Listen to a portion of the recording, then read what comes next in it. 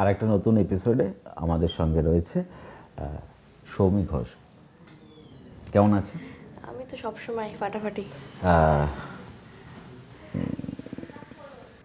মানসিক অবস্থা কেমন আছে সেই সেই তার উপর ডিপেন্ড করে আমরা আর কি কনভারসেশনটা কোন দিকে যেতে পারে। সবসময় বিন্দাস, মুডের উপর আমি ডিপেন্ড করে না? সবসময় বিন্দাস।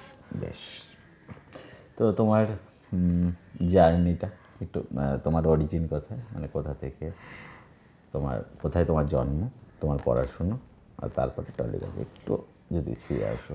আমার জন্ম হচ্ছে বনগাঁ, ওখান থেকে আমরা বারাসাত শিফট করে আসি। বারাসাতে দীর্ঘ 10 বছর ওখানে ছিলাম। তারপরে আমার ক্লাস 5 থেকে আমি কলকাতায়, টলিগঞ্জে তখনও না, তখনও নর্থ কলকাতায় আমরা থাকতাম। সেখানে ওখান থেকেই আমার টলিগঞ্জ ইন্ডাস্ট্রিতে কাজ করা শুরু। তারপরে এখানে শিফট করা, টলিগঞ্জে শিফট করেছি আমি লাস্ট 4 বছর 5 বছর ম্যাক্সিমাম। তার আগে পর্যন্ত নর্থ কলকাতা। স্কুলিং আমার নর্থ কলকাতাতেই, কলেজ আমার রবীন্দ্রভারতী ইউনিভার্সিটি। তো ইন্ডাস্ট্রি জয়েন করার আগে আমার একটা আমার যেহেতু হাইট অনেকটাই বেশি, তো আমাকে স্কুল থেকে খুব ইন্সপায়ার করেছিল যে সৌমি, তোমার তো খুব হাইট বেশি, তুমি বক্সিং জয়েন করো, আমাদের এখান থেকে আমরা পাঠাচ্ছি। তো এবার আমার বাবার খুব স্পোর্টস ওরিয়েন্টেড, তো বাবাও চেয়েছিল যে হ্যাঁ ঠিক আছে মেয়ে বক্সিং করবে। তো আমার তারপরে বক্সিং জয়েন করা। এইবার যেটা হয় যে আমাকে একা একা যাতায়াত করার জন্য ছাড়া হতো না, বাবা কত অফিস থেকে বেরিয়ে বেরিয়ে আমাকে পৌঁছে দেবে, তো এরকম একটা প্রবলেম শুরু হতে থাকে। এবং তারপরে ইন দ্য মিন টাইম আমার স্কুলের বাইরে একটা ইনস্টিটিউট ছিল, যেখানে বাইরে লেখা ছিল একটা বোর্ডে অ্যাক্টিং অ্যান্ড মডেলিং। তো আমার খুব জানতে ইচ্ছা করলো যে acting and modelling, acting modelling acting and modelling এই দুটো জিনিস কী হয় একসাথে। তখন আমার ছোট থেকে আবৃত্তি চর্চা ছিল, গানের চর্চা ছিল, নাচের চর্চা ছিল। তো তখন আমি বললাম যে তাহলে এটাও শেখা যাক। বাবা বললো ঠিক আছে শেখো। শনি রবি করে উইকলি ক্লাস হতো, তো ওটা জয়েন করা। ওটা জয়েন করতে তখন ইন দ্য মিন টাইম আমার বক্সিংও চলছে। তো বক্সিং আমার উইকলি চলতো 5 দিন, আর ওটা আমার 2 দিন, স্যাটারডে সানডে। তার সাথে স্কুলিং তো চলছেই। তো করতে করতে তারপরে বক্সিংটা যেহেতু উইকডেজে থাকতো, তো বক্সিংটা কোথাও গিয়ে আস্তে আস্তে কেটে যাওয়া শুরু করলো লাইফ থেকে। আর আমারও ওই মার দাঙ্গা, সকালবেলা করে ওয়ার্কআউট করতে হবে, এত দৌড়তে হবে, তো কোথাও গিয়ে সেটা আর হয়নি। কিন্তু অ্যাক্টিং মডেলিং ওটা হয়েছিল যে খুব সুন্দর, আমি ভেবেছিলাম যে সুন্দর করে সাজুগুজু করব, একটু ক্যামেরার সামনে দাঁড়াবো, দেখতে দারুণ দেখতে লাগবে। তো তারপরে ওখান থেকে আরও একটা ইনস্টিটিউটে ভর্তি হওয়া, সেখানে পোর্টফোলিও করা, তারা অডিশন দিতে পাঠালো। তারপরে আস্তে আস্তে কাজ শুরু। তো কাজ শুরুটা খুব ছোট বয়স থেকে। তখন কত এজ হবে তোমার? আমার তখন ক্লাস 6। ওকে, ক্লাস 6 আমি পড়ি, তখন একটা ছোট্ট একটা চরিত্রের জন্য আমি ডাক পাই, সেটা করি। এবং যেহেতু আমার পড়াশুনো চলাকালীন আমার ইন্ডাস্ট্রিতে পা দেওয়া, তো পড়াশুনোর সাথে সাথে কাজ করা, তো আমাকে দুটোকেই ব্যালেন্স করতে হতো। কারণ বাড়ি থেকে বলে দিয়েছিল যে পড়াশুনো যদি না হয় তাহলে কাজ করা বন্ধ। আর আমি আমার স্কুলের ফার্স্ট গার্ল ছিলাম, কিন্তু স্কুলে অ্যাটেন্ডেন্স আমার খুব কম ছিল। তো আমাকে স্কুল থেকে সাপোর্ট করা হতো যে ঠিক আছে তোমার অ্যাটেন্ডেন্স কম, তুমি ইন্ডাস্ট্রিতে কাজ করছো, সুযোগ পেয়েছো, পড়াশোনাটা যেন সৌমি কখনো খারাপ না হয়। তো দুটোকে ব্যালেন্স করে আমার কাজ করা। প্রথম কাজ কি করলে? প্রথম কাজ করলাম আমি স্টার জলসায় একটা প্রজেক্ট পেয়েছিলাম, মা সিরিয়াল হতো ভেঙ্কটেশের, তো ওটা আমার ফার্স্ট প্রজেক্ট। তারপরে সেকেন্ড প্রজেক্ট করলাম রাগে অনুরাগে বলে একটা প্রজেক্ট হতো জিয়ের, ওটা সেকেন্ড প্রজেক্ট। আর যদি ব্রেক বলতে হয় তাহলে ক্লাস 11-এ আমি একটা প্রজেক্ট করতাম সীমারেখা বলে, সুরিন্দারের হতো, ওটা আমার ব্রেক। ওইটার পর থেকে আস্তে আস্তে মানুষ চেনা শুরু করলো, ওটার পর থেকে আমাদের স্টেজ পাওয়া শুরু হলো, ওটার পর থেকে আস্তে আস্তে।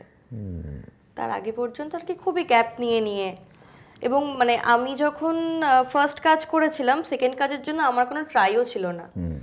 কারণ আমি যখন ওটা আর কি একটা অডিশন দিয়ে পেয়ে গিয়েছি, ওইটুকুই। এইবার যে কোথায় যেতে হবে, কোথায় ছবি দিতে হবে, কোথায় অডিশন দিতে হবে, এই কন্ট্যাক্টগুলো সামহাও আমার কাছে ছিল না।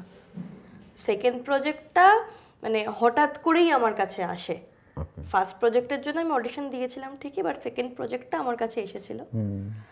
তো সেভাবেই আর কি। মানে ওই ইনস্টিটিউটে ভর্তি হয়ে ওখান থেকে অ্যাক্টিং মডেলিং ও ক্লাস ওখান করা, থেকে হ্যাঁ।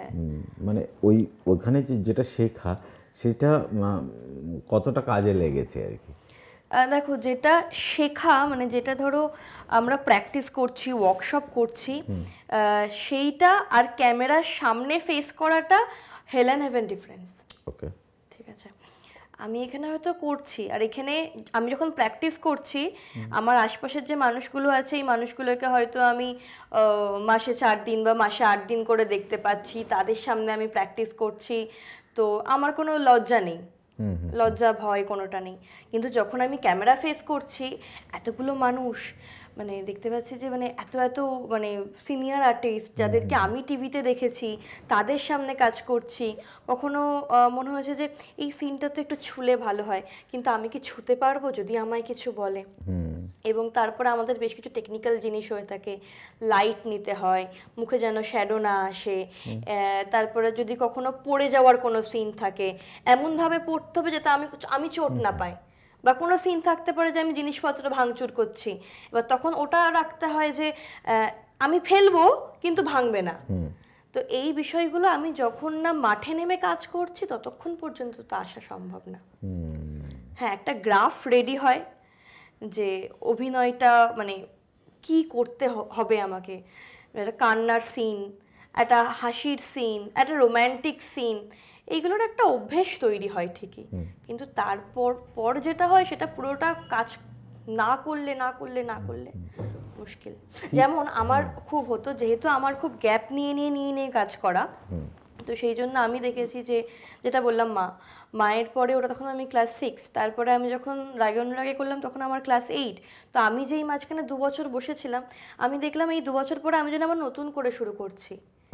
এবং স্ক্রিপ্ট মুখস্থ হওয়াটাও একটা প্র্যাকটিসের ব্যাপার, কারণ আমাদের এটা তো ছবি না, মেগা সিরিয়ালে আমরা হয়তো মানে ফ্লোরে যাওয়ার সঙ্গে সঙ্গে আমাদেরকে স্ক্রিপ্ট দেওয়া হলো যে এটা আমরা পরের সিন যাব, তো ওইটা যে মুখস্থ হওয়া এটাও একটা বিশাল প্র্যাকটিসের ব্যাপার। মানে আমি তো প্রথম আমার হতোই না, যে কত যে গাল খেয়েছি। সেটা আমারও মনে হয় একটা স্ক্রিপ্টে শো করছে। এখানে যেমন আমি আমার ক্যারেক্টারে প্লে করছি, সো অসুবিধা কিছু নেই। তো স্ক্রিপ্ট মনে রাখা আমার কাছে বেশ, এবং ডায়লগ গ্রিপে না থাকলে তুমি তোমার পারফরমেন্সটাই দিতে পারবে না। সীমারেখা তুমি যখন করছো সেইটার এক্সপিরিয়েন্স মানে তখন হচ্ছে কি তুমি আরেকটু ম্যাচিওর হয়েছো আর কি? হ্যাঁ, সীমারেখার সময় আমি ম্যাচিওর হয়েছি একটু, কিন্তু এটা ঠিক সীমারেখার আগেও আমার মানে সীমারেখা করার ঠিক আগে আমার তখনও মোস্ট প্রবাবলি 2 বছরের একটা গ্যাপ ছিল। তো আমি যখন সীমারেখা করতে গেলাম আমার মনে হলো আমি আবার একটা জং ধরা গাড়ি আবার আমি স্টার্ট দেওয়া শুরু করছি।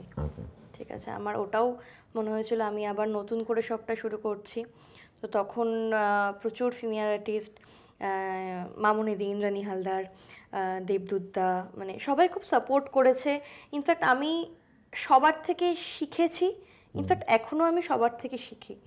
আমি যদি কোনো একটা সিন করি, আমি যদি ডিরেক্টরকে জিজ্ঞেস করি যে হয়েছে, ঠিকঠাক গেছে, আমি ঠিক সেরকমভাবে সাউন্ড রেকর্ডিস্ট যিনি থাকেন আমি তাকেও জিজ্ঞেস করি তুমি তো মনিটর দেখলে তোমার ঠিক লেগেছে।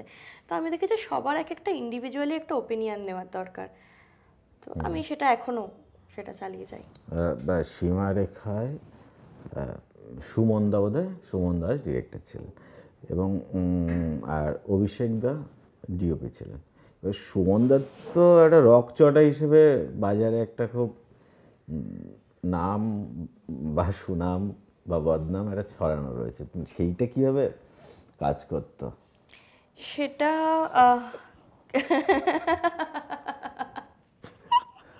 আমি জানি না সুমনদা এটা যদি দেখে তাহলে কি বলবে। দেখো, সবার কাছে তো সবাই ভালো অভিনেতা হতে পারে না। যেরকম আজকের দিনে দাঁড়িয়ে অনির্বাণ ভট্টাচার্য ভালো অভিনেতা, অনেকের কাছে ভালো অভিনেতা, ঠিক আছে, কিন্তু হয়তো কারণ মনে হয়েছে যে না এইটা হয়তো আর একটু বেটার হতে পারতো, ঠিক আছে। বা ঋত্বিক চক্রবর্তী খুব ভালো অভিনেতা, অনেকের কাছে অনেক মানুষ যেমন সুনাম করবে, অনেক মানুষ সেরকম বলবে যে না এটা আরেকটু হলে ভালো হতো, না ওই চরিত্রটা না ঠিকঠাক গেল না বোধ হয়, ঠিক আছে। মানে তা আমি ক্ষমা চেয়ে নিচ্ছি, মানে ওনাদের জাজমেন্ট করার মতন ক্ষমতা আমার নেই, আমি একটা এক্সাম্পল হিসেবে কথাটা তুললাম। তো আমি সবার কাছে ভালো অভিনেত্রী হতে পারবো এমন কোনো কথা নেই, আমার অভিনয় সবার ভালো লাগবে এমন কোনো কথা নেই। তো সেই জন্য আমি যদি এখনো সুমনদার সামনে গিয়ে দাঁড়াই, সুমনদা এখনো বলবো যে সৌমি অভিনয় পারে না, কিন্তু আমি যদি এখনো আমি অনেক ডিরেক্টরের কাছকে সামনে গিয়ে যদি দাঁড়াই, অনেকের সাথে এখন কাজ করছি, সুমনদার পরেও বহু বহু ডিরেক্টরের সাথে আমার কাজ হয়েছে, তারা বলবে যে এই চরিত্রটা সৌমিই করবে।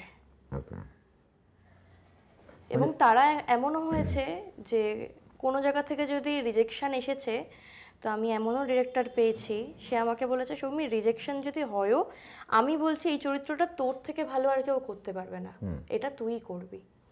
তো সেই অ্যাকসেপ্টেন্সিটাও যেরকম হয়েছে, তো সেই সাইড হয়ে যাওয়ার ব্যাপারটাও হয়েছে। তো আমি সবাইকে তো আমি স্যাটিসফাইড করতে পারি না, মানে আমি শুধু আমাকে স্যাটিসফাইড করতে পারি, আমি সবার মন জুগিয়ে চলে আমার পক্ষে সম্ভব না। সুমনদার প্রসঙ্গটা এই কারণে তুললাম, সুমনদার সঙ্গে মানে সুমনদার একটা মানে বদগুণই বলবো আমি, সেটা হচ্ছে গিয়ে যে হাতে কিছু থাকলে ছুঁড়ে মারে, মানে আমার এইটা একদম দেখা, হাতে কিছু থাকলে সুমনদা ওটা ছুঁড়ে মারে আর কি। মানে সুমনদার সঙ্গে আমি একটা লম্বা সময় জুড়ে কাজ করেছি, আমি জানি সুমনদাকে।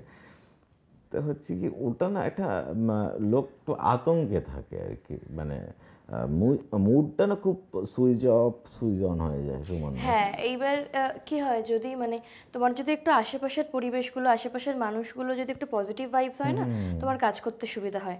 হ্যাঁ, সুমনদা থাকলে আমি একটু ভয়ে ভয়ে থাকতাম, এটার জন্যই আমার মানে এই কথাটা আবার কি বলবে, ঠিকঠাক হবে না।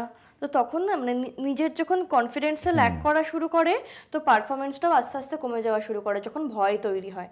তো সেটা আমারও হতো, এমনও দিন গেছে যে আমি রাত্রিবেলা প্যাক আপ হয়েছে, আমি গাড়িতে কাঁদতে কাঁদতে বাড়িতে গিয়েছি, কিন্তু আমার কিছু করার নেই, পরের দিন সকালবেলা আমাকে আবার হাসি মুখে গুড মর্নিং বলেই কাজ শুরু করতে হয়েছে। এটা একটা পার্ট, ওটা তো এটা আমাদের লাইফের জার্নির একটা মানে শেখার একটা পার্ট, একদম লার্নিং এর একটা প্রসেস তো ওটা। তো মেগা সিরিয়ালে যে ধরনের কন্টেন্ট তৈরি হয় সেটার সঙ্গে নিজেকে তুমি জেল করতে পারো, মানে সেই যখন যে ডায়লগগুলো বলছো, যে ডায়লগগুলো তুমি থ্রো করছো, বা যে ওরিয়েন্টেশনে কনভারসেশন হচ্ছে সেটার সঙ্গে নিজে কতটা মানে ই করো আর কি। এইটা হচ্ছে মানে আমার একটা খুব বড় সমস্যা, যে আমি যখন একটা চরিত্র প্লে করি আমার সুইচ অন সুইচ অফটা হয় না। ওকে, আমি দীর্ঘদিন ধরে পজিটিভ চরিত্র করেছি এবং তারপরে গিয়ে আমার কোথাও মনে হয়েছে যে না আমি তো অনেকদিন পজিটিভ করলাম, আমাকে একটু নেগেটিভে তোমরা কাস্ট করো না, দেখো না আমি পারি কি না, ছোট্ট একটা চরিত্রে কাস্ট করো। তো এই যে আমার নেগেটিভ চরিত্রে কাস্টিং করা শুরু করলো, তারপর থেকে ব্যাক টু ব্যাক আমি নেগেটিভ করা শুরু করলাম। মানুষ কেন জানি না, মানুষ বলবো না, আমি একদমই বলবো না, আমি ইন্ডাস্ট্রির মানুষ বলবো, ইন্ডাস্ট্রির মানুষ আমাকে এখন জানি আর পজিটিভ চরিত্রে ভাবতে পারে না। সেটার জন্য কি হয়, একটা নেগেটিভ চরিত্র করতে করতে করতে করতে 3 বছর 4 বছর, মানে একটা চরিত্র না কিন্তু, মানে মেগা সিরিয়ালে না হিরোইনদের একটা সুপার পাওয়ার থাকে, এটা তুমি সব মেগাতেই দেখতে পাবে, হিরোইনদের একটা সুপার পাওয়ার থাকে, তারা সব কিছু পারে। তুমি যে কোনো মেগাই বলো না কেন, সব মেগার হিরোইনের চরিত্রের টাইপ কম বেশি একই যাবে, ঠিক আছে। ঠিক সেরকম ভাবে তুমি যদি এবার নেগেটিভ চরিত্র বা যদি সেকেন্ড লিডের কথা বলো, যে ধরনের চরিত্র আমি প্লে করি, যে একটা ছেলে হিরো, তার একটা হিরোইন থাকবে, তার একটা গার্লফ্রেন্ড থাকবে, ঠিক আছে, সেই গার্লফ্রেন্ডটা নেগেটিভ হবে। এই যে চরিত্র, এই নেগেটিভ লিড চরিত্রটা প্লে করতে করতে করতে করতে বিভিন্ন সিরিয়াল, কিন্তু 3 বছরের মধ্যে এমন না যে আমি একটা সিরিয়ালের কথা বলছি, 3 বছরে 3টে সিরিয়াল বা 3 বছরের মধ্যে 4টে সিরিয়াল, সেম চরিত্র করতে করতে কোথাও গিয়ে না আমি হয়তো ওই চরিত্রটার মতন হয়ে উঠেছি, মানে আমি হয়তো সৌমি সৌমি থাকতে পারিনি আর, সামহাও আমার মাথার মধ্যে সারাক্ষণ জট পেকে আছে। মানে ইনফ্যাক্ট আমার বন্ধু বান্ধবরা বলা শুরু করলো যে তুই না মানে ভিলেন হতে হতে তুই তো রিয়েল লাইফেও এই শয়তানিগুলো করছিস, তুই কি সেটা বুঝতে পারছিস, ওকে। এরকম হয়েছে। তারপরে গিয়ে যেটা হলো যে আমাকে বাড়ি থেকে তখন বলা হলো যে তুমি আর এরকম চরিত্র করবে না। এই যেই বলা শুরু করলো, তো আমি তখন আমার কাছে এবার যখন কলসগুলো আসা শুরু হলো সেম চরিত্রের জন্য, তখন আমি বলা শুরু করলাম যে না, এই একই চরিত্র আমি আর করব না। কারণ ঘুরিয়ে ফিরিয়ে গিয়ে সেই লটঘট হয়ে একই ব্যাপার হয়ে যাচ্ছে। তো তখন একটা দীর্ঘ গ্যাপ পড়ে গেল। তো তুমি যেটা বলছিলে যে আমি জেল করতে পারি কিনা, মানে আমি হয়তো এতটাই জেল করে ফেলি যে হয়তো আমি আর বেরিয়ে আসতে পারি না। আর আমাদের ইন্ডাস্ট্রিতে তো একটা সমস্যা টাইপ কাস্ট, মানে তুমি হ্যাঁ, একটা typecast। তুমি যেটা করে ফেললে তোমাকে ওই ওরিয়েন্টেশনে বারবার ঘুরে ওই কলটাই আসতে থাকবে। চট করে অন্য কেউ অন্য কোনো রকম ভাবে তোমাকে ট্রাই ভাবতেই করতে পারে না, চাইবে না। ভাবতেই পারে না। মানে এটা তো একটা সাইকোলজিক্যাল এফেক্টও পড়ে। তুমি ওই প্রচণ্ড, ওই যে প্রচণ্ডভাবে। জিনিসগুলো 14 ঘন্টা 15 ঘন্টা তো ওইটা আউড়েই যাচ্ছে। হ্যাঁ হ্যাঁ, ওটা একটা এফেক্ট, খুব এফেক্ট পড়ে। ওটা থেকে বেরোনোর জন্য মানে রিফ্রেশমেন্টের জন্য কি করা হয়? রিফ্রেশমেন্ট জন্য দেখো, সত্যি কথা বলতে যে আমি মেগা সিরিয়াল চলাকালীন রিফ্রেশমেন্টের টাইম থাকে না। একদমই। তারপরেও যেটুকু নিজের জন্য সময় বার করে। তারপরেও যেটুকুনি সময় থাকে আমার, মানে আমি লাস্ট ইয়ার পাস আউট করলাম, তো সেই সময়টুকু আমার ইউনিভার্সিটি ছিল, শোজ থাকে কিছু, তো এইভাবেই না কোন দিন দিন চলে যায়। বলছি তোমার অ্যাক্টিং ক্রাফটের উপর তো, এটা তো একটা কন্টিনিউ প্রসেস, অনেক মানে রোজ রোজ রোজ রোজ ঘষে ঘষে শাইনিংটা বের করতে হয়। তো এটার জন্য তুমি কি করো? মেগা সিরিয়ালে সত্যি কথা বলতে টাইপকাস্ট হয়ে যাওয়ার পরে না, তো ওটা like go with the flow. ঠিক আছে, কোনো সত্যি বলতে কোনো প্রসেস লাগে না। আমরা যদি কোনো নাটক করি তখন সেক্ষেত্রে হতে পারে যে আমরা হয়তো বছরে 2টো গল্পকে নিয়ে আমরা কাজ করছি, ঠিক আছে, তাহলে সেক্ষেত্রে তোমার মডিফিকেশন হতে পারে, ঠিক আছে।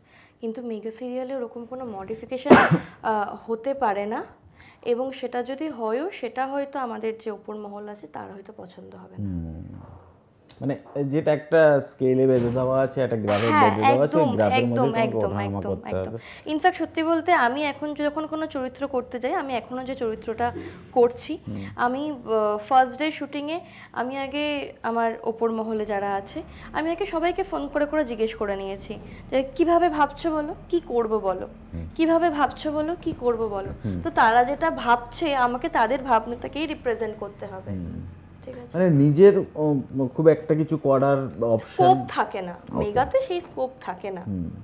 আমি ছবির কাজ বিশেষ করিনি তো সেটা নিয়ে আমি কথা বলতে পারবো না, কিন্তু মেগাতে সেই স্কোপ থাকে না। মানে ছবির কাজ ইন্টেনশনালি করনি? না না না না না, আসেনি, সামাও আসেনি, মানে যেটাও এসেছে খুবই সামান্য কিছু এসেছে, তো সেটার উপরে বেস করে এই প্রশ্নের উত্তর দেওয়া সম্ভব নয়। মানে আরেকটা যেটা জিনিস আছে সেটা হচ্ছে গিয়ে যে টলিগঞ্জ ইন্ডাস্ট্রিকে মোটামুটি একটা 3 ভাগে ভাগ করা হয়। ডেইলি সোপ বা ওয়েব সিরিজ ওরিয়েন্টেড একটা, আর একটা হচ্ছে সিনেমা যারা করে। তো তোমার এইরকম কিছু মনে হয় মানে নিজে কাজ করার ক্ষেত্রে, বা যখন ডাক মানে তোমাকে বলছো যে ওইভাবে যেরকম আসা উচিত আর কি, তো ফলে হচ্ছে কি নতুন মুখের তো আমাদের, আমি যদি একটা 18 বছরের 4টে কাপলকে নিয়ে একটা সিনেমা করতে যাই, তো আমার কাছে অপশান নেই, সত্যিই নেই আর কি। মানে ওই বিষয়টাকে তুমি কীভাবে দেখো? কেন অপশন থাকবে না, কেন? এখন থিয়েটারে প্রচুর নতুন নতুন মুখ কাজ করছে। আমি অবশ্য বিশেষ থিয়েটার করিনি, আমি থিয়েটার দেখি, দেখতে ভালো লাগে, থিয়েটার দেখছি। এখন নতুন নতুন প্রচুর ভালো ভালো মানে আমাদের ইয়াং এজ আছে, তারা কাজ করছে, নতুন নতুন গ্রুপ হচ্ছে, তো কেন হবে না? তো একদম নিউ কামার শুধুমাত্র দেখতে ভালো কিছু ছবি দেখে চুজ করার থেকে ভালো কাজ দেখে চুজ করা বেটার না? এখানে আরেকটা কনসেপ্ট যেটা আছে আমি মাঝে মধ্যে শুনি, সেটা হচ্ছে কি যে দেখতে ভালো হতে হবে। নন টকি আর্টিস্ট, মানে যারা আমরা বলার সুবিধার জন্য জুনিয়র আর্টিস্ট যাদের আমরা বলি আর কি, তাদের কালো চলবে না, দেখতে সুন্দর হতে হবে। তো অ্যাক্টিং কি ওইভাবে, মানে ওইভাবে জাজমেন্ট হয় আর কি, হওয়া উচিত কি? আমার না না না আমার মনে হয় না। সে মানে মানে এটা তো শুনেছো নিশ্চয়ই, ফ্লোরে নিশ্চয়ই শুনেছো আর হ্যাঁ কি। হ্যাঁ হ্যাঁ, মানে এমনও অনেক নামকরা অভিনেতা অভিনেত্রী আছে পুরোনো দিনের, তাদেরকে দেখতে যে একেবারে সায়রা বানু একেবারে রূপসী চলে এসেছে, একদমই নয় সেটা। এটা এখনকার একটা খুব ট্রেন্ড হয়ে গেছে যে খুব ভালো ক্যামেরা ফেস, ক্যামেরাটা যেন দেখতে ভালো লাগে, এটা এখনকার দিনের ট্রেন্ড চলে এসেছে। মানে এটা নিয়ে আর কি আমি তুমি বলে কি কোনো লাভ হবে না। হ্যাঁ, তাহলে তো ওইভাবে যদি আমরা দেখি তাহলে তো ওম পুরী, নাসিরুদ্দিন শাহর প্রথম দিককার যে পেতো না, পাওয়া উচিত না আর না কি। না। মানে এটাও এক type of the body shaming. হ্যাঁ হ্যাঁ একদমই তাই। এটা হয়তো ধরো তোমার এমন একটা গল্প, সেই গল্পের যে মেন প্রোটাগনিস্ট সে পাগল, ঠিক আছে, তো তুমি একটা পাগলের চরিত্রে, তো তুমি যদি এখন মনে করো যে তুমি ঋত্বিক রোশনকে দিয়ে করাবে, সেটা তো কখনো সম্ভব নয়।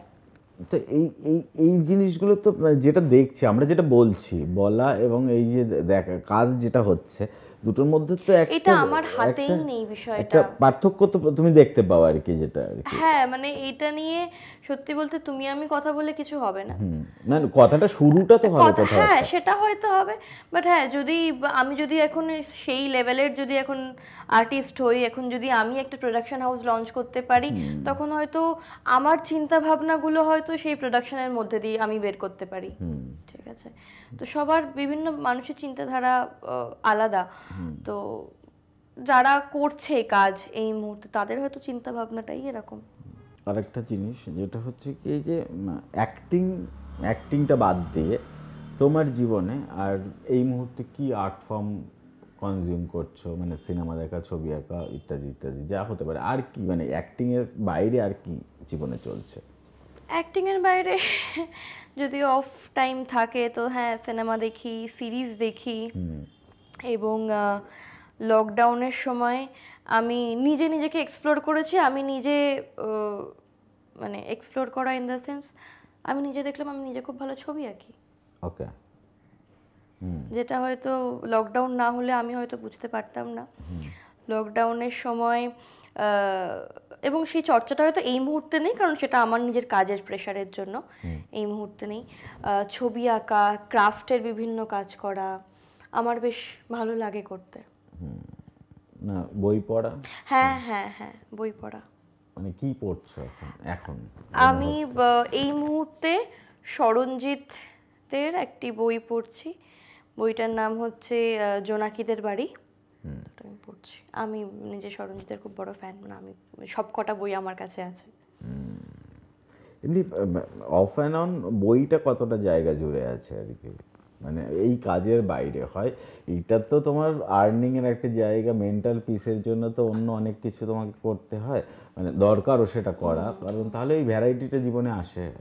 তো সেইগুলোর জন্য আর কি তোমার আসলে আমার মনে হয় না, মানে বই যদি লাইফে না থাকে, সেটা আমি বলছি না যে পড়ার বই হতে হবে এমনটা না, যে কোনো বই হতে পারে, বিভিন্ন গল্পের বই হতে পারে। তো এইটা যদি না থাকে তোমার জীবন থেকে হয়তো কল্পনা শক্তিটা আস্তে আস্তে চলে যাবে। তো আমি নিজে বই পড়তে ভালোবাসি, আমি বিভিন্ন রকমের বই পড়ি। আমার বুদ্ধদেব গুহ পড়তে খুব ভালো লাগে। স্মরণজিৎ তো আছেই একজন নতুন রাইটারদের মধ্যে অন্যতম। তো আমার বিভিন্ন বিভিন্ন মানুষের বই পড়ি আমি। সোশ্যাল মিডিয়াটা কতটা পার্ট জুড়ে আছে? সোশ্যাল মিডিয়া তো এখন অনেকটা পার্ট জুড়ে আছে, কারণ সোশ্যাল মিডিয়া যদি এখন লাইফে না থাকে তাহলে তো কাজ পাবো না। কিভাবে জিনিসটাকে মানে কতটা সময় জুড়ে এবং কিভাবে জিনিসটাকে হ্যান্ডেল করা হয় আর কি? দেখো হ্যান্ডেল করা হয় বলতে, সোশ্যাল মিডিয়ার জন্য মেগা সিরিয়াল করাকালীন আমার মনে হয় না আলাদা করে কোনো সময় বার করা দরকার, কারণ মেগা সিরিয়াল চলাকালীন আমরা অসংখ্য সময় বসে থাকি। তো সে বসে থেকে এখন ইনফ্যাক্ট মানে মানুষ এখন যখন বোর হয় কি করবে, একটু এফবিটা স্ক্রল করছে, একটু ইনস্টাটা স্ক্রল করছে, ঘুম আসছে না কি করবে, একটু রিলস স্ক্রল করছে। তো এটা আমাদের একটা মানে পার্ট অফ লাইফ হয়ে গিয়েছে, এর জন্য আলাদা করে মানুষের আর সময় বার করার দরকার হয় না। তো হ্যাঁ, যেটা আমাদের কাজের ক্ষেত্রে এই মুহূর্তে টলিউড ইন্ডাস্ট্রিতে যেটা হয়েছে, যে মানুষকে খুব অ্যাক্টিভ থাকতে হয় সোশ্যাল মিডিয়ার মাধ্যমে, মানুষকে ইন্ডাস্ট্রির মানুষের সাথে কানেক্ট করতে হয় সোশ্যাল মিডিয়ার মাধ্যমে। কারণ আমাদেরকে তো আমরা রোজ রোজ গিয়ে গিয়ে বলতে পারি না যে দাদা কাজ দিন কাজ দিন কাজ দিন, এটা তো সম্ভব নয়। তো আমার মনে হয় পোক করার একটা মাধ্যমও হচ্ছে সোশ্যাল মিডিয়া। তো ইনফ্যাক্ট মানুষ যারা আর কি আমাদের কাস্টিং করে বা ডিরেক্টর প্রডিউসার যারাই আছে না কেন, তারাও এখন দেখে যে এই মানুষটিকে এখন দেখতে, হয়তো 2 বছর আগে কাজ করেছে, এখন তাকে দেখতে কেমন হয়েছে, সে কী ধরনের ছবি পোস্ট করছে, তার কত ফলোয়ার্স আছে, এগুলো তারাও দেখে। তো এটা আমাদের একটা কাজ পাওয়ার মাধ্যম হয়ে গেছে। ফলোয়ারটা কি মানে দর্শক কনভার্ট হয় পসিবল, মানে হয়? তোমার কি মনে হয়? আমার ক্ষেত্রে হয়নি, কারণ এখন যারা ধরো 2টো প্রজেক্ট করছে বা 4টে প্রজেক্ট করছে বা প্রথম প্রজেক্ট করছে, আমি এমনও দেখেছি প্রথম প্রজেক্ট করার পরেই তাদের একটা অদ্ভুত ফেসবুকে ফ্যান বেস তৈরি হয়। এটা কিভাবে হয় আমার জানা নেই, আমি দীর্ঘদিন কাজ করছি, আমার এরকম কোনো ফ্যান বেস হয়েছে বলে আমি তো জানি না। তো আমি এরকমও শুনেছি যে সিরিয়ালে এখন অমুককে নিয়ে গল্প যাচ্ছে, কিন্তু মানে আমি এটা টেকনিশিয়ানদের কাছেই শুনেছি যে সৌমি আর বলো না, অমুককে নিয়ে গল্প যাচ্ছে, কিন্তু তমুকের ফ্যানরা এত উল্টোপাল্টা বলছে, তো অমুকের গল্পটাকে বন্ধ করে তমুককে নিয়ে আমাকে গল্পটা করতে হয়েছে। আচ্ছা, মানে এটা এটাও এটা মানে এটা আমি শুনেছি, মানে এটা আমার জানা নেই, রিউমার্সও হতে পারে, সত্যিও হতে পারে, বা আমার আমার ফেসবুকেও কিছু মানে অন্যদের ফ্যান গ্রুপ কিছু আছে যেখানে আমাকেও অ্যাড করা হয়েছে, তো তাদেরও কিছু পোস্ট হ্যানা ত্যানা, তারাও তাদের দাবি জানায় যে এরকমও দেখেছি যে তারা তাদের দাবি জানাচ্ছে যে গল্পটা কেন এরকম করা হলো, গল্পটা কেন এটা করা হলো না, তারা তাদের দাবি জানাচ্ছে। আমি জানি না এটা সত্যি তারা জানায় নাকি তাদের মাধ্যমে কেউ জানাচ্ছে, এটা আমার জানা নেই। মেবি পেড হতে পারে, পেড হতে পারে, বা হয়তো তারাও হয়তো সত্যিই জানাচ্ছে, বাট আমার জানা নেই, মানে আমার সাথে কখনো এরকম যেহেতু হয়নি, তো আমি বলতে পারবো না এই বিষয়টা, মানে এই বিষয়টা আমার কাছে এখনো ধোঁয়াশা। বাংলা সিনেমা দেখা হয়? হ্যাঁ, দেখা হয়। কি টাইপ অফ সিনেমা? দেখো কি টাইপ অফ সিনেমা ওরকম বিষয় নয়, আমি যখন শুনি কেউ যখন রেফার করে কোনো সিনেমা যে অমুক সিনেমাটা দেখে আয় ভালো হয়েছে, তো আমি যাই, আমি দেখে আসি। তো সেটা কোনো কমার্শিয়াল সিনেমাও হতে পারে বা সেটা কমার্শিয়াল নাও হতে পারে, তো আমি যাই। এই যে মানে ভেরি রিসেন্ট হালফিয়ারের যে ঘটনাটা, মানে 3জন ডিরেক্টরের 3টে ছবি নিয়ে এলো, এ বলছে হল পাওয়া যাচ্ছে না, সে বলছে হল পাওয়া যাচ্ছে না, এ বলছে হল পাওয়া যাচ্ছে, এর মানে একে অপরের যে অভিযোগ সেটা হচ্ছে কি, আমার ছবির জন্য এর ছবির জন্য আমার ছবির ক্ষতি হয়ে যাচ্ছে, আমার ছবির জন্য এর ছবির ক্ষতি হয়ে যাচ্ছে। এই যে একটা মানে কনসেপ্ট তৈরি করেছে, তৈরি হচ্ছে আর কি বেসিক্যালি। তো এইটা ইন্ডাস্ট্রির মানুষ হিসেবে তুমি জিনিসটাকে কীভাবে দেখো? দেখো, মার্কেটে যদি কম্পিটিশন না থাকে তাহলে তো ভালো করার সেই আর্জটা থাকবে না, তাই না? তো আজকে যেরকম সন্তান বেরিয়েছে, যেরকম খাদান বেরিয়েছে, সেরকম ওদিকে চালচিত্র বেরিয়েছে, আবার মানসী আন্টির 5 নম্বর স্বপ্নময় লেন বেরিয়েছে, এতগুলো সিনেমা বেরিয়েছে। তো আমাদের আর্টিস্টদের মধ্যেও যেমন একটা তাগিদ আছে লড়াই করার, তো সেটা ডিরেক্টর বা প্রডিউসারদের মধ্যেও তাগিদ থাকা উচিত লড়াই করার, কারণ আমার মনে হয় এটা একটা মানে হেলদি কম্পিটিশন, এটা থাকা উচিত। এটা শুধুমাত্র বাংলা সিনেমার সাথে বাংলা সিনেমার লড়াই একদমই নয়, এটা যদি কখনো মানে হিন্দি প্রজেক্টও আসে তো তার সাথেও এটা জুঝতে হবে, এটা টিকে থাকার লড়াই, এটা আজীবন সে যত বড়ই হয়ে যায় না কেন, যতদিন বেঁচে থাকবো ততদিন চলবে টিকে থাকার লড়াই। কিন্তু কিছু মানুষের বক্তব্য সেটা হচ্ছে যে দিন দিন আমাদের মানে আমরা যে ফিল্ডে কাজ করছি সেই ফিল্ডে দিন দিন ডেট্রিডিশন হচ্ছে, আস্তে আস্তে একটু নির্মমুখী হচ্ছে। তোমার কি সেটা মনে হয়? মানে এই যে কন্টেন্টগুলো আমরা সিনেমা যে স্ক্রিপ্টের পর কাজ হচ্ছে, ডেইলি সবগুলো হচ্ছে, এই এই বিষয় নিয়ে তোমার মানে দেখো ডেইলি সোপ নিয়ে আমি কিছু বলবো না, কারণ ডেইলি সোপ আমার মনে হয়েছে যে বাঁধা ধরা একই বিষয়, একই গল্প। কালকে আমি এখন যে প্রজেক্টটা করছি বসু পরিবার বলে আমার একটা প্রজেক্ট চলছে সানি ভেঙ্কটেশের। তো কালকে না সরি আজকে আমাদের প্রোমো শ্যুট ছিল সকালে। তো প্রোমোটা করার পরে আমি বাড়িতে গিয়ে বাবাকে বললাম, বাবা জানো গল্পে এখন এরকম হয়েছে, ঠিক আছে? গল্পে না, আমি জাস্ট বললাম যে বাবা জানো প্রোমোটা এরকম, প্রোমো শ্যুট করেছি। তখন বাবা কিন্তু জানেও না যে গল্পটা কি। বাবা একটা হঠাৎ করে একটা ওয়ান লাইনার একটা ব্রিফ করে দিল, এটার পরে এটা হবে, ওটার পরে এটাই হবে। তো কোথাও গিয়ে মানুষ জানে যে মেগা সিরিয়ালে এইরকম একটা স্টোরি আসছে মানে এইটাই হবে, খুব প্রেডিক্টেবল, আনপ্রেডিক্টেবল নয় বিষয়টা। তো মেগা সিরিয়াল নিয়ে আমি কিছু বলবো না, কিন্তু সিনেমার ক্ষেত্রে না, সিনেমা তো বিভিন্ন স্টোরি নিয়ে কাজ হয়, এবং প্রচুর কপি সিনেমাও হয়েছে, হয়ও। তো কপি সিনেমা মানেই আমার মনে হয়েছে সেটা যে খারাপ হয়েছে তার কোনো মানে নেই, কারণ সেটা হয়তো সাউথে একরকমভাবে প্রেজেন্ট করা হয়েছে সাউথের দর্শকের কাছে। কারণ আমরা হয়তো মানে প্রচুর মানুষ আছে যারা কিনা সেই সিনেমাটার কথা জানিই না, দেখিনি, আমাদের কাছে প্রেজেন্ট করা হয়েছে আমাদের মতন করে। তো সেটা কপি মানেই যে সেটা খারাপ সেটা একদমই নয়। এটা আমার মনে হচ্ছে তুমি কিভাবে মানুষের কাছে প্রেজেন্ট করছো। আর আপস অ্যান্ড ডাউন তো থাকবেই। তো কিছু সিনেমা ভালো হয়েছে, কিছু সিনেমা খারাপ হয়েছে। তো খারাপ না হলে আমাদের ভালো করার তাগিদটা নষ্ট হয়ে যাবে। তো এবং খারাপ হয়েছে বলেই হয়তো আমরা বলতে পারি যে অমুক সিনেমাটা ভালো হয়েছে। আমরা যদি খারাপটা না দেখতাম আমরা কখনোই গিয়ে বলতাম না যে প্রাক্তনটা কিন্তু খুব ভালো হয়েছে, দেখে আসিস। প্রাক্তন যেরকম 18 বছর বয়সে গিয়েও প্রাক্তন দেখেছে, সেরকম 50 বছরে গিয়েও প্রাক্তন দেখেছে, রিলেট করতে পেরেছে। তো এবং খারাপ সিনেমাও হয়েছে, হয়নি তা না। এবং সেই খারাপ সিনেমা না, এবং সত্যি কথা না, আমার খারাপ সিনেমা শব্দটা মানে ব্যবহার করতে খুব খারাপ লাগছে। মানে খারাপ হয়তো কিছুই নয়, হয়তো আমার কাছে কি স্টোরিটা ক্লিক করতে পারেনি, মানে আমাকে রিলেট করেনি, সেই জন্য আমার খারাপ লেগেছে। ওই যে আমি বললাম যে সবার কাছে আমি ভালো হতে পারি না, হয়তো ওটাই আবার তোমার কাছে গিয়ে ভালো লেগেছে।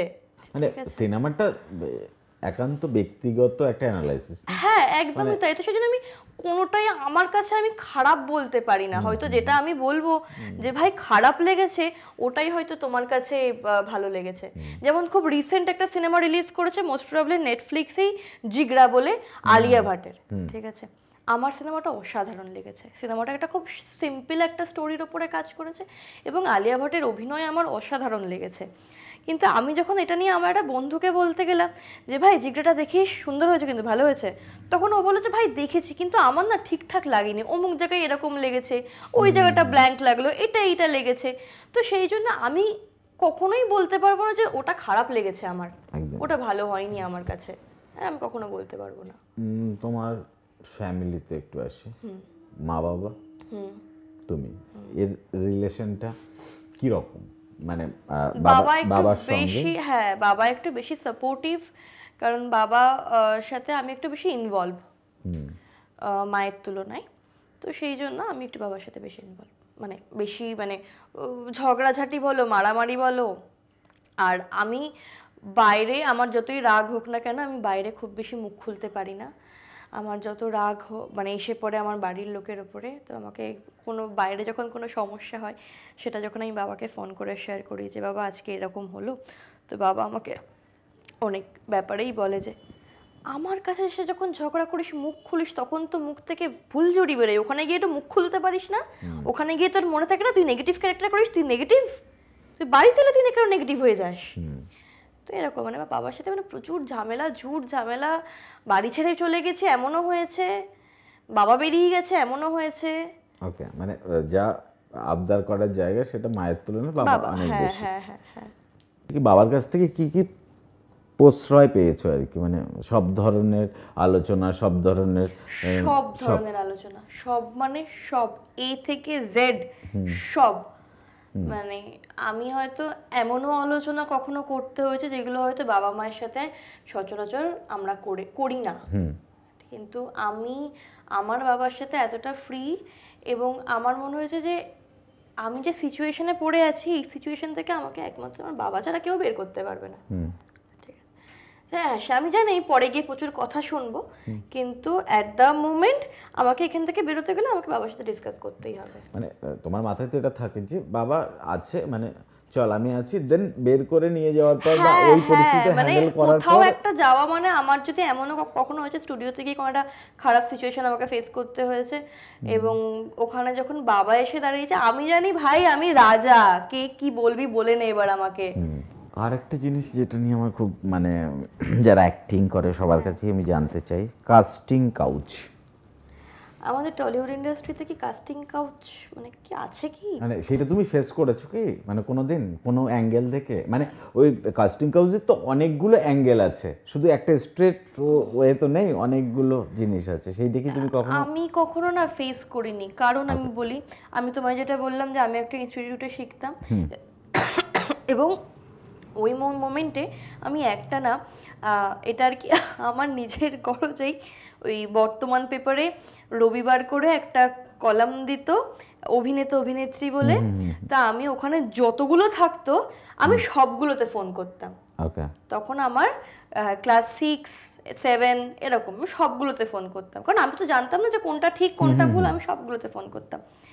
তো এবার বাবা আমাকে খালি একটাই কথা বলতো, রেজিস্ট্রেশন ছাড়া যদি কোথাও কেউ ডাকে, কেউ যদি বলে গেলে কাজ হবে, আমি তোমাকে নিয়ে যাব। ওকে। আমি কোথাও রেজিস্ট্রেশন দেব না। রেজিস্ট্রেশন ফি দিতে হবে, ওয়ার্কশপ হবে, এইরকম একটা ব্যাপার থাকে আর কি। যেটা বলতো যে 500 টাকা রেজিস্ট্রেশন ফি হবে, তারপরে তোমাদের 7 দিন ওয়ার্কশপ করে তোমাকে কাজ দিয়ে দেওয়া হবে, এরকম অনেক জায়গায় শুনেছিলাম ফোন করে। তো বাবা বলতো যে আমি সেটা করব না, উইদাউট রেজিস্ট্রেশন দিয়ে যদি কোনো কিছু করতে হয় সেটা আমি করব তোমার জন্য। তো ওই মোমেন্টটাতে আমি আর বাবা প্রচুর ঘুরেছিলাম, ঠিক আছে, মানে বিভিন্ন জায়গায় ঘুরেছি এবং বিভিন্ন ইনস্টিটিউটে ভর্তি হয়েছিলাম আমি। ওকে। ঠিক আছে, তারই মধ্যে একটা ইনস্টিটিউট ছিল যেটার নাম ম্যাডস বলে একটা ইনস্টিটিউট, আলিপুরে ছিল ওটা, এখন আর ওদের নেই ইনস্টিটিউটটা। তো ওরাই আমাকে প্রথম অডিশনে পাঠিয়েছিল মা সিরিয়ালের জন্য, ওখান থেকে আমার ক্লিক করে। ঠিক আছে, তো এছাড়াও মানে ম্যাথস ছাড়াও আমি প্রচুর প্রচুর জায়গায় ফোন করেছিলাম, কথা বলেছিলাম।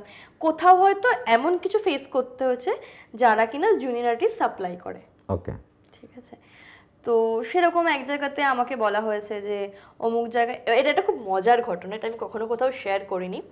আমি যে প্রজেক্টটা করতাম ক্লাস 8-এ, রাগে অনুরাগে, রাজ চক্রবর্তীর প্রজেক্ট ছিল জিয়ের, এই কাজটা আমি পাই ক্লাস 8-এ, কিন্তু মা করার ঠিক পরপরই মানে ওই ক্লাস 6-এর এন্ড বা 7-এর শুরু এরকম টাইমে একজন জুনিয়র আর্টিস্ট সাপ্লায়ার তার সাথে কন্ট্যাক্ট হয়। তো আমি তো জানতাম না এখন কি জুনিয়র আর্টিস্ট, আমি জানতাম না কি ক্রাউড, আমি তাও জানতাম না। তা আমাকে বলেছিল যে এরকম পরের দিনই শুটিং আছে, তুমি পারবে তো? আমি তো এক পায়ে রাজি, আমি জানি পারবো। তো আমি গেলাম, মাকে নিয়ে গিয়েছিলাম সঙ্গে করে। তো দেখলাম যে কোনটা রাজবাড়িতে শুটিং হয়েছিল, মানে এক্স্যাক্ট মনে নেই। দেখলাম করিডোরে অনেকগুলো মেয়ে, সরস্বতী পুজোর সিন, অনেকগুলো মেয়েকে বসিয়ে রেখে দিয়েছে, তার মধ্যে আমিও একজন, হলুদ রঙের শাড়ি পরে আমাকে বসিয়ে রেখে দিয়েছে। তো আমার ভাল লাগছে না, মানে গরমের মধ্যে কষ্ট হচ্ছে, বিরক্ত লাগছে, কারণ বয়সটা অনেকটা কম। লাঞ্চ ফাঞ্চ করেছি, করে সে বসেই আছি রেডি হয়ে, তারপরে সে ফ্লোরে গেলাম অনেক পরে। এবং আমি দেখলাম ওখানে গিয়ে, ওখানে যেটা হলো যে ওখানকার যে হিরোইন ছিল, সেই হিরোইন আমার চুলটা বাঁধলো এবং বলে যা যা বলে আমাকে ওখান থেকে বের করে দিল। ওইটুকু একটা শর্ট দিলাম আমি। তো তখন বুঝলাম যে এটাকে হচ্ছে জুনিয়র আর্টিস্ট বলে, কারণ ওখানে আরও বাচ্চাদের মায়েরা ছিল, তাদের মায়ের সাথে আমার মা কথা বলছে, আমি বাচ্চাগুলোর সাথে কথা বলেছি। তো সেটা করে বুঝলাম এইটাকে হচ্ছে জুনিয়র আর্টিস্ট বলে, এটা হচ্ছে ক্রাউড করতে আমি এসেছি। তো সেটা আমি প্রথম দিন করেছিলাম কাজটা, পরের দিন থেকে আমি আর যাইনি, ওদের কন্টিনিউটি সিন ছিল, পরের দিন থেকে আমি আর যাইনি। তো আমাকে ফোন করে বলেছিল, তো তারপরে আমার যা বলার এবং আমার বাবার যেটা বলার, তো বলেছিল যে আমি কাজ করব, কিন্তু হয়তো এই কাজটা আমার জন্য নয়, আমি সময় লাগুক, কিন্তু আমি এমন কাজ করব যেটা দর্শকের মন অবধি পৌঁছয়, চোখ অবধি পৌঁছয়, মাথা অবধি পৌঁছয় অন্তত। তো এবং ঠিক তার 1 বছর বাদে যেই প্রজেক্টে আমি জুনিয়র আর্টিস্ট হয়ে গিয়েছিলাম, সেই প্রজেক্টটাতেই আমি অ্যাজ আ কাস্টিং হয়ে গেলাম।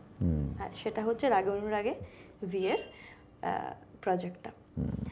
তো তো এইটা একটা কোথাও গিয়ে একটা ব্যাপার। এটাকে আমি কখনো কাস্টিং কাউচ ঠিক বলবো না, কারণ আমি কাস্টিং কাউচের পাল্লায় আমি কখনো অন্তত পড়িনি।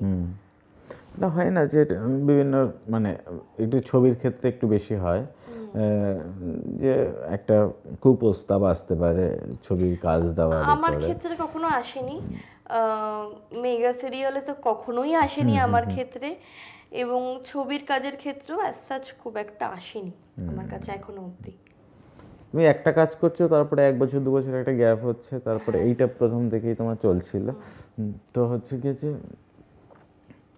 সাকসেস ফেলিওর মানে এই তুমি লাইমলাইটে রইলে, তারপরে 1 বছর পর আবার তুমি আননোন হয়ে যাচ্ছে। মানে আমি যদি এখন ভেবে দেখি যে আমি হিসাব করছিলাম যে আমি কম করে 11 থেকে 12 বছর ইন্ডাস্ট্রিতে আছি, তো সেই তুলনায় কিন্তু আমার কিন্তু এত পরিচিতি নেই। আমাকে কিন্তু এখনো মানে 11 থেকে 12 বছর ইন্ডাস্ট্রিতে থাকা মানে গাড়ি ছাড়া রাস্তায় বেরোতেই পারবো না। তো সেটা কিন্তু আমার ক্ষেত্রে এখনো হয়নি, যেহেতু আমার মনে হয় যেহেতু আমি খুব গ্যাপ নিয়ে কাজ করে গেছি। এই সাকসেস ফেলিওর মানে এই যে লাইমলাইটে থাকা, আবার 1 বছরের জন্য সরে যাওয়া, আবার আসা, এটাকে হ্যান্ডেল করা শিখে গেছো তুমি? এই অদ্ভুত হয় না যে ধরো 1 বছর ধরে একটা কন্টিনিউ রুটিনের মধ্যে আছো, তারপরে তোমার 1 বছর হয়তো অন্য আছে, কিন্তু এই অ্যাক্টিং করা এটা তো ভালো লাগে না?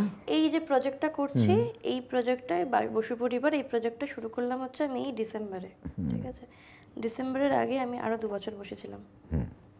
এবার বলতে পারো যে কেন বসেছিলে, হ্যাঁ হয়তো অনেকে বলেছে যে কাজ পাইনি, অনেকে বলেছে কাজ করিনি, কিন্তু যে কথাটা আমি তোমাকে ঠিক আগে বললাম যে আমি টাইপ কাস্ট হয়ে গেছি, ঠিক আছে? হয়তো আমি ওই ঘেরাটোপটাকে বেরোনোর জন্য আমি এতজনকে না না না না না না বলে গেছি। আর আমাদের এখানে তো খুব ইগো প্রবলেম মানুষের, তো না বলা মানে কিন্তু এইটা না যে নেক্সট তোমাকে আবার বলবে। না বলা মানে সৌমি আমায় না বললো, আমাকে রিজেক্ট করলো, ইগোতে নিয়ে নিয়েছে। আমি যখন পরে আবার নক করেছি তখন কিন্তু আমি পরে এই ডাকটা পাইনি, ঠিক আছে?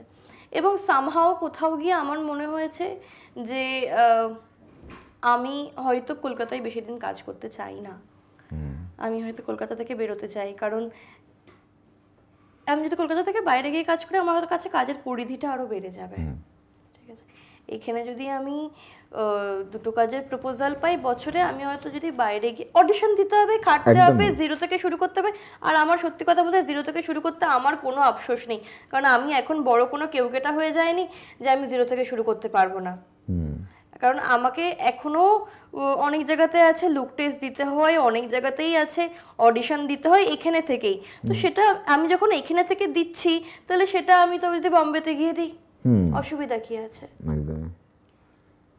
তো আমি এখন সেটাই চেষ্টা করে যাচ্ছি যে যদি হয়। আর যে রুটিন নিয়ে আমার খুব একটা কোনো প্রবলেম হয় না, যেহেতু আমি গ্যাপ নিয়ে কাজ করে যাই। একটানা কাজ করেছি আমি খুবই কম।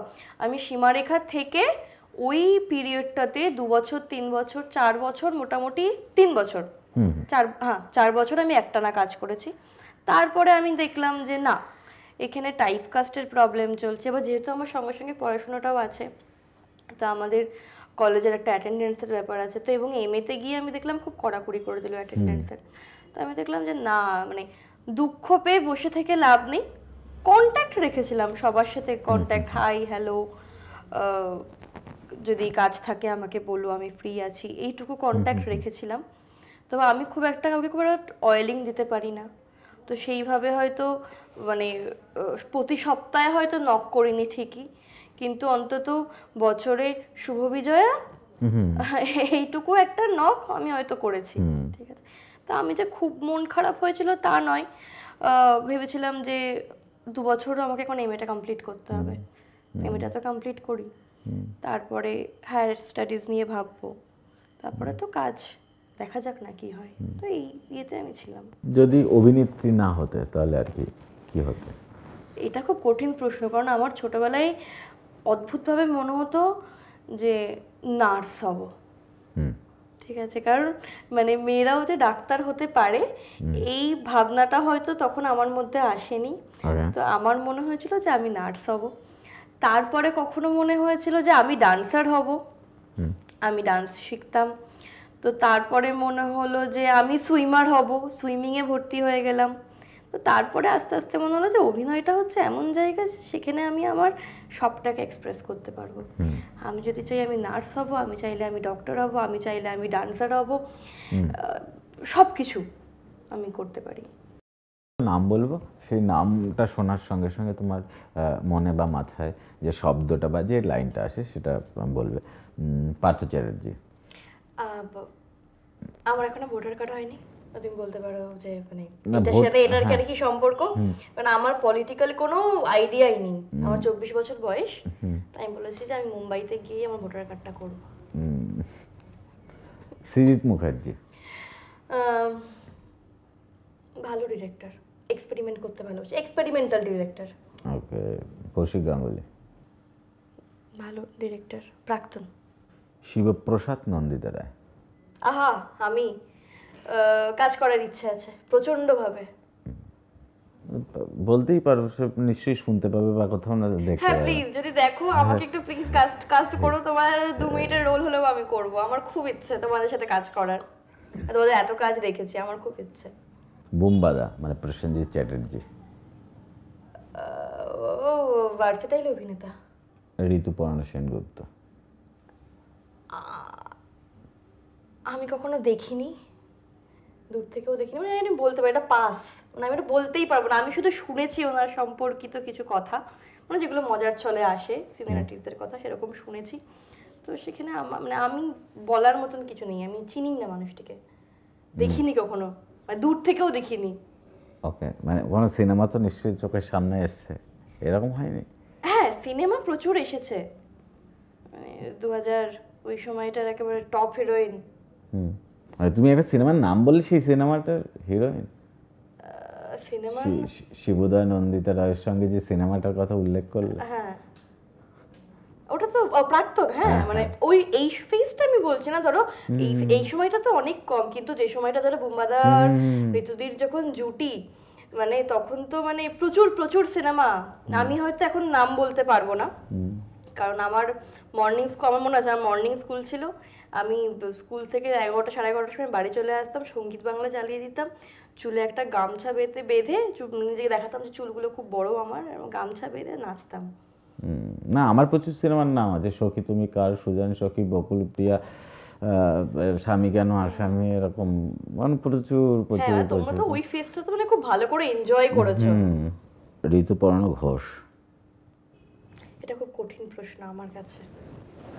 আমি একটু সহজ করে দিই, কোন ছবিটা তোমার সব থেকে মানে ওই ছবিটার ওই ক্যারেক্টারটা হলে তুমি করতে চাইবে? ঋতুপর্ণা ঘোষের কোন একটা সিনেমা, কোন একটা ক্যারেক্টার যেটা তোমার মনে হয়েছে যে আমি করলে মানে আমার জীবনে এরকম একটা ড্রিম রোল, এরকম আমি এটা করতে চাই? সিনেমার নাম এই মুহূর্তে বলতে পারবো না, আমার হয়তো অত নলেজ নেই। তো কিন্তু একটা সিরিয়াল হতো, সিরিয়ালটা কোন চ্যানেলে হতো আমার এই সময় মনে নেই। সিরিয়ালটাতে মেন প্রোটাগনিস্ট ছিল হচ্ছে মিমি চক্রবর্তী। গানের ওপারে। গানের ওপারে, রাইট। তো ওখানে যদি পুপে চরিত্রটা আমি করতে পারতাম, তখন আমি অনেক ছোট, আমার মনে আছে তখনও আমাদের একটা ছোট্ট কালার টিভি আর নিচে একটা টুল থাকতো, আর আমার কেন জানি না মনে হতো আমি দূর থেকে টিভি দেখতে পাই না, দূর থেকে আমি ভালো দেখতে পাই না, টুলের উপরে দাঁড়িয়ে এরকম টিভির দিকে তাকিয়ে থাকতাম। আমার দারুণ লাগতো বিষয়টা। ওটার নাম ছিল গানের ওপারে।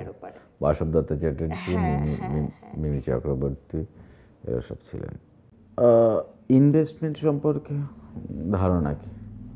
দেখো, সত্যি কথা বলতে আমরা মেগা সিরিয়াল করে যে পয়সাটা কামাই, সেই পয়সা কামিয়ে নিজে সারভাইভ করে ইনভেস্ট করব, অত কামাই না। মানে আমি তো এখনো অত কামাই না, তো সেটা সম্বন্ধে আমার কোনো দায়িত্ব মানে আমার কোনো চিন্তাধারাই নেই, কারণ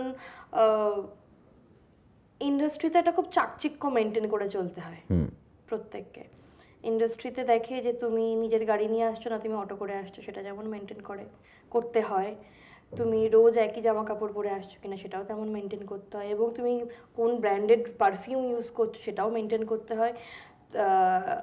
তো এত কিছু মেনটেন করে তারপরে ইনভেস্ট করবে, এটা কখনো মাথায় আসেনি। তবে হ্যাঁ, ট্রেডিংটা আমার বাড়ি থেকে আমাকে শেখানোর চেষ্টা করা হয়েছিল, কিন্তু আমি খুব একটা ইন্টারেস্ট পাইনি বলে আমি শিখে উঠতে পারিনি কোথাও গিয়ে। ইন জেনারেল কী হয় তোমার ইনভেস্টমেন্ট তো মানুষের জীবনে, আমাদের জীবনে এত আনসার্টেনিটি থাকে। আমি সত্যি কথা বলতে এত বছর ইন্ডাস্ট্রিতে কাজ করছি, আর দেখো কলকাতায় থাকার কারণটা হচ্ছে আমি, তো এখানে ফ্ল্যাট রেন্ট থেকে শুরু করে কনভিনিয়েন্ট এবং তাছাড়াও যাবতীয় সংসার খরচ যেটা হয় সেটা আমি বিয়ার করি, কারণ এখানে থাকার কারণটা হচ্ছে আমি, তো এই রেসপন্সিবিলিটিটা আমার। তো আমি যখন 6,000 টাকা মাসে পেতাম সেটাও আমার সংসারের জন্য গেছে, আমি যখন 60,000 টাকা পেয়েছি সেটাও আমার মানে আমার সংসার খরচের জন্যই আমার গেছে, মানে সংসার খরচ নট অনলি সংসার খরচ, 60,000 টাকা কখনো সংসার খরচ হয় না একটা মধ্যবিত্ত বাড়িতে, বাট হ্যাঁ মানে সব মিলিয়ে মিশিয়ে এইভাবে গেছে, ওই অ্যাসপেক্টই খরচ, ওই অ্যাসপেক্টটা খরচ হয়েছে। তো সেইভাবে ইনভেস্ট করেছি অ্যাজ সাচ এরকম হয়নি। আমি মানে একটা মানে এত বছর পরে একটা ফ্ল্যাট বুক করেছি গত বছরে, তো ওইটুকুই, আর গাড়িটা নিতে পেরেছি, আর আর কিছু এখনো অবধি করতে পারিনি। ওকে, মানে এখনো কিছু, এখন মনে হয় যেন আরো সেভিংস করতে, মনে হয় যেন কোথা থেকে সেভিংস করব না নিজে যাতায়াত খরচ করব, না সংসারে যাবে, না আমার রুম রেন্ট যাবে, না জামা কাপড় কিনবো, তো মানে দেখতেই পাই না আর টাকা। তো আগামী 5 বছর পর নিজেকে কোথায় দেখতে চাইছো? প্রিয়াঙ্কা চোপড়া, বলিউড চলে যাব। আমি ক্ষমা চেয়ে নিচ্ছি সবার কাছে, ক্যামেরার সামনে যারা আছে, তোমার কাছে। কেন এটা কেন, ড্রিম তো আমাদের থাকতেই পারে না? আমার মানুষটাকে খুব ভালো লাগে, মানে প্রিয়াঙ্কা চোপড়ার কথা যদি বলি, মানে যেভাবে বলিউড ডে কাজ করে তারপরে হলিউডে চলে যাওয়া, তো আমি জানি না আমি পারবো কি না, তো আমি চেষ্টা করছি, যেটা আমি তখনই বললাম যে আমি এখানে যখন স্ট্রাগল করছি তাহলে সেই স্ট্রাগলটা যদি আমি মুম্বাইতে গিয়ে করতে পারি, তো সেটার আমি চেষ্টা চালাচ্ছি। আমরা মোটামুটি ছোট্ট কনভারসেশনের মধ্যে যেগুলো অ্যাসপেক্টগুলো আরেকটু সময় পেলে নিশ্চয়ই ভালো হতো। তোমার যাওয়ার তাড়া আছে, অন্য একদিন নিশ্চয়ই বিশদে আরও বসে কথা বলা যাবে। আলোচনা করে কেমন লাগলো, কথা বলে কেমন লাগলো সেটা একটু জানাও। আজকের কনভারসেশন ফাটিয়ে, কারণ খুব মানে এতটা ওপেনলি হয়তো আমরা কখনো কথা বলে উঠতে পারি না। যখনই কখনো কোনো ইন্টারভিউ হয়েছে না কেন, আমি সৌমি হয়েও ইন্টারভিউ দিয়েছি, কখনো চরিত্র হয়েও ইন্টারভিউ দিয়েছি, ভালো লেগেছে, সুন্দর, মানে খুব ওপেনলি আমরা কথা বলেছি, যেটা মনে থেকে এসেছে সেটাই বলেছি। চলো, thank you so much, thank you আমার দর্শকদেরকে, এইভাবেই পাশে থাকবেন, এইভাবেই ভালোবাসা দেবেন, আর যদি কিছু বেশি বলে ফেলি তো এরকম মনে করবেন না যে কোথাকার কে এসেছে এসে এত বড় বড় লেকচার দিচ্ছে, এরকমটা একদমই নয়। আমি একজন মানুষ হিসেবে আমি যেহেতু এতদিন কাজ করছি, তো আমি আমার এক্সপিরিয়েন্সটুকু শেয়ার করেছি আপনাদের সাথে, তো thank you so much, thank you.